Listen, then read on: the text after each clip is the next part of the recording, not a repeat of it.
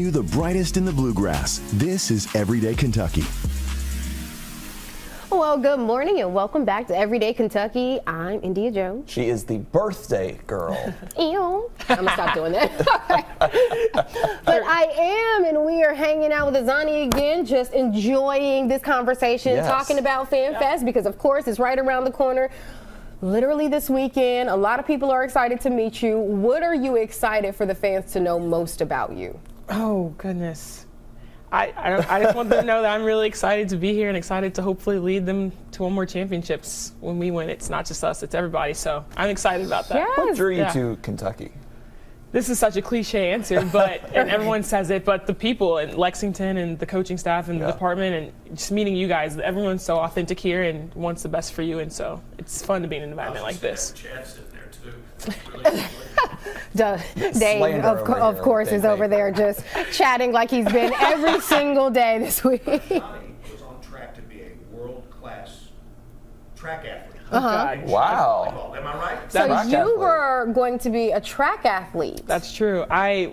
From when I was 5 up until I was probably 16, I ran track, and I was really good. I thought I was going to go to college to run track, and then I started playing volleyball because I would play basketball and leave for track meet, then go back to the basketball tournament. Mom was like, we can't do this anymore. Yeah. So I started playing volleyball. As you live in the car type thing. Live in the car. Yeah. Turns out playing volleyball is a little bit more fun than running around the track. So I would like to see you race Dave. I don't know. I think Dave might have me on that My one. Achilles is really good. Oh, his Achilles. I'm good. Yeah, Oh, my Dave might win that one. I don't know about that. I don't know. He gets his steps in. He's one of those power walkers. 10,000 a day. Oh my goodness.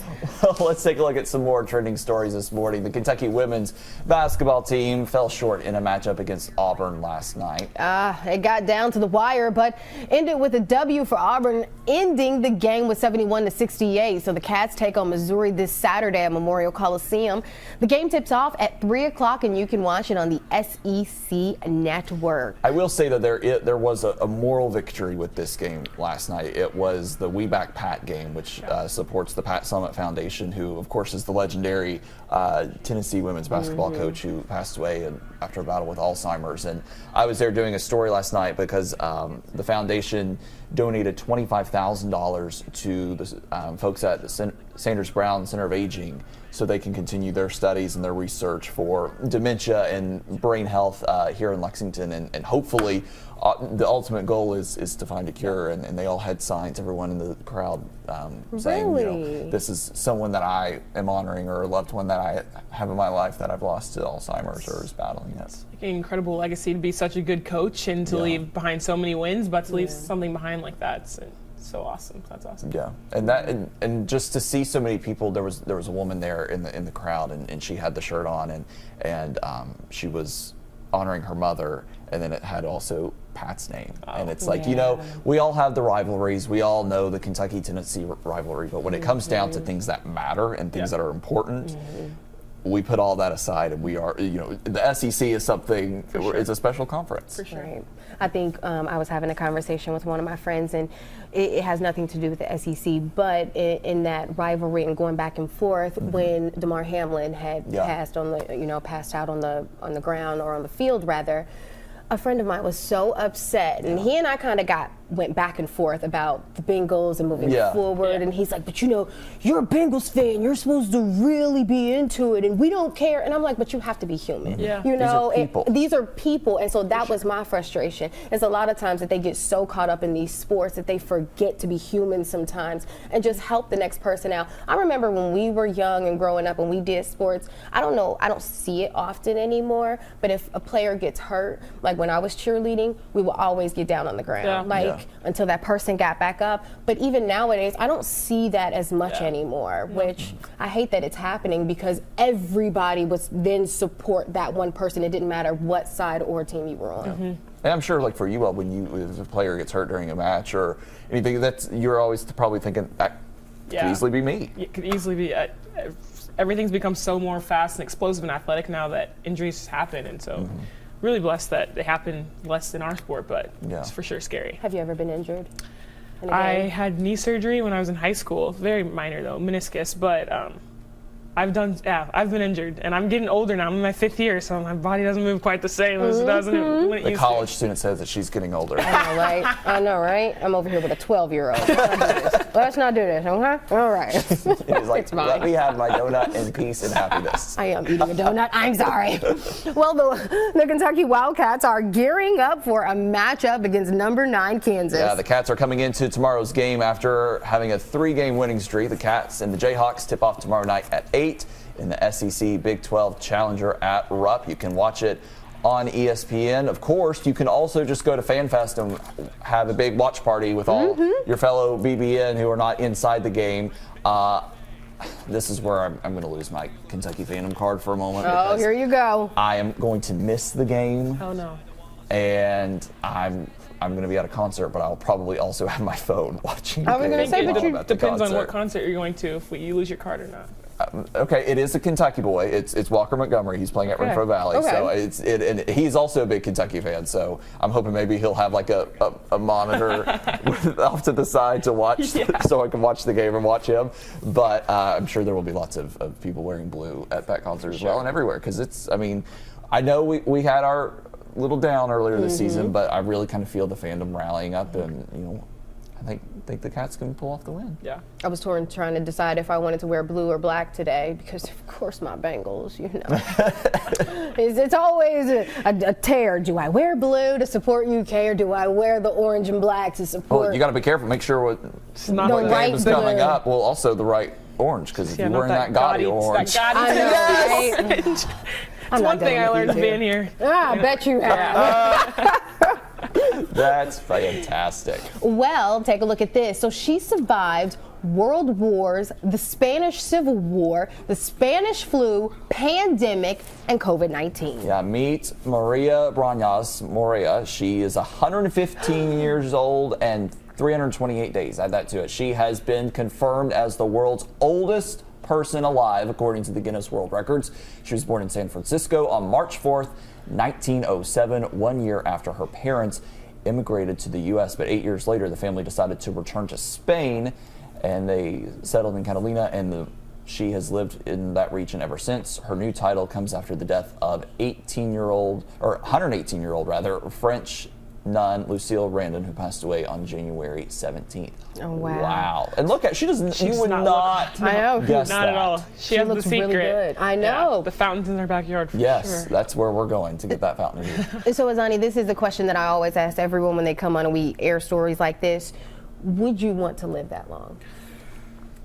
I feel like if you get to 115, like your rest of your family's not making it that long either, or your friends aren't, so it's just you. Yeah. Yeah. You and your cats, I guess. So Yeah. I think I'm okay. You're okay. So you wouldn't want to live until you're like 130. You're like, you know what, 100, Get on the I'm Smucker's good. jar and Knock on the door. Yeah, I'm okay with that. yeah, I'm okay with that. Okay. So, fun fact story here. My great grandmother, we are set to celebrate her 107th birthday next week. Are you Yes, she serious? lives up in Cincinnati, and she's always kind of just been sharp with it, and she's still going. And I asked her when I think it was like 102nd birthday. They all kind of run together at this point. Yeah. I said, "What's the secret?" And she goes, "Chocolate milk every night with a splash of Tito's." Yeah. That's So, Grandma great. Fran, that's the secret. Tito's. She's 107. Mm-hmm. Wow, That that's is impressive. a blessing. Yeah. You know, a lot of people Right. don't live that old. That is truly Yeah. a blessing. That's crazy. I did So not know she's that little such fun a fact classy about lady, yourself. too. Yeah, she's That's just gonna be an class awesome celebration. Yes. Does she get around and move still much? She still is able to get up Okay. and things. Obviously some more assistance now than when she was a prime 98 or 99. Absolutely. But she still gets around and. You know what would tickle me? If she's still driving. If she's still She's not still driving. Oh, I was going to say, would now be- look at that. If Keys she's have been still taken from driving, Alfred. oh, that'd be great. Yeah, yeah. Oh, my God. Okay. You're Rico. All right, well, I'm sorry. residents at Lexington Sierra Christian Village are pulling out all the moves at this year's Winter Ball. So Arthur Murray Dance Studio and students from Transylvania University volunteered to be guest dancers, taking turns out on the dance floor with residents. Event organizers say that it was a night everyone could celebrate. Some of them says, it's been years since I've been out on a dance floor. And so just to be able to relive a little bit of their youth and for us to be able to provide that for them in this community, it's a win for us. There was a live band that played 50s and 60s rock music, and desserts were provided. India was there for the desserts. I was here for the desserts. I'm so here for the desserts. I'm still enjoying my morning dessert. I don't want to call it breakfast, which is why my hand is over my mouth. But that looked like a wonderful time, especially for a lot of our senior citizens, you know, who would just love to enjoy some company. Yes. Sometimes that's all they need is just company. Especially after the pandemic, you know, it was hard for us. You know, my grandmother, she was in a nursing home, and we did window visits. Yeah. That's so hard. yeah. So to get to be able to live out the good old days of the 50s and 60s, which I mean, now I'm thinking, wow, you know, now, you know, the 90s, they start doing 90s themed parties and stuff. And this Which is crazy to me, because I'm like, what? This is not old stuff. I've been to a 90s theme party. Ma'am, I am not that I'm old. afraid- Do not do I'm 90s theme parties yet. I'm about to ask, I'm afraid. What year were you born? Me? No, only you. Brace yourselves. 2001. Oh, geez. All right. Well, that's okay. That hurts. That's okay. I know. That hurts. What about you, more than Chad? me. 1995. Oh, so at least you're in the So 90s. I'll take it. I was at least alive when Friends was, you know, in the early days of this, being on air. How far do you go back? Like, what's your earliest, you know, memory that you can think of? Oh. I can remember like printing out directions to places like You can? I can remember that. Like on MapQuest? Like there's Six Flags is right by our house, and we used to like go to Six Flags, and I remember printing out directions and having to read it. Well, I wasn't reading it. My mom was, but while driving. Dave Baker remembers doing his homework and chiseling it in stone. Well, we're going to move forward with today's live poll. So we're asking, of course, it's my birthday. Do you prefer chocolate or vanilla cake? It looks like 45% so far say vanilla, and it looks like it is Chocolate split. making a comeback. 55% say chocolate. Yeah, you can vote right now by searching for Everyday Kentucky on Facebook. Just click on our profile picture to view the story and cast your vote. You can also do it on Instagram at WKYT Everyday KY. And then there's also Red Velvet. There's so many good. Anyone that knows me, cake is like my top 2 favorite food. Is it? It is. I love cake. So in your downtime, let's say you're preparing for your game, what is your go-to snack? Oh, fruit snacks. Welch's fruit snacks. I love fruit snacks, yeah. Which color pack? Because you know they have the blue one and the purple Blue. one. Blue, not purple. Okay. Blue, of course it has to be blue. Yeah. Look at Hello? He loves to take everything back to Kentucky, of course. Always 606, baby. Coming up on Everyday Kentucky. We'll be learning more about upcoming Valentine's Day event at Harkins Edwards Vineyards. And thank you so much for joining us today. Thank you We're for so having me. glad. That was awesome. And happy birthday. Oh, thank You're you. welcome.